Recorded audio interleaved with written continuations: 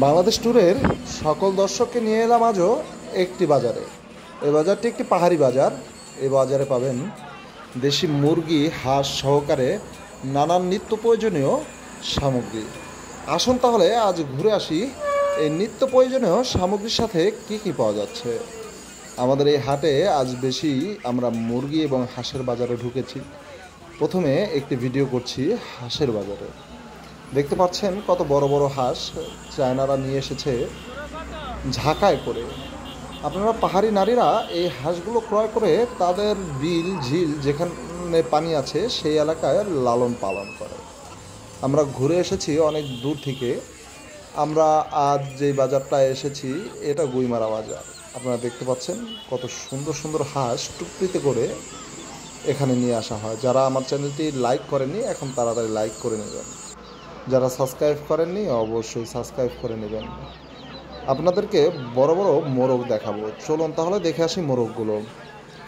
লাল মোরগ দেখতে পাচ্ছেন, এগুলো পালিত দেশি লাল মোরগ।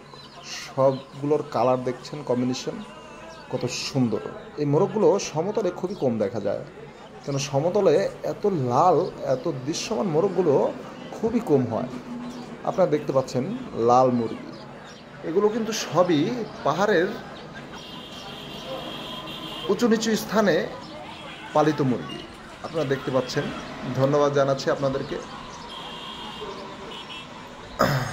সুন্দর উঁচু নিচু জায়গায় এবং পাহাড়ি পানিতল এলাকায় এই হাঁসগুলো হয়।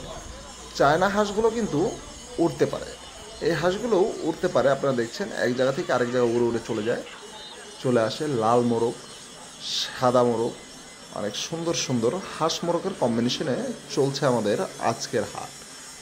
এই হাটের পরে আমরা চলে যাব নাপ্পি বাজারে।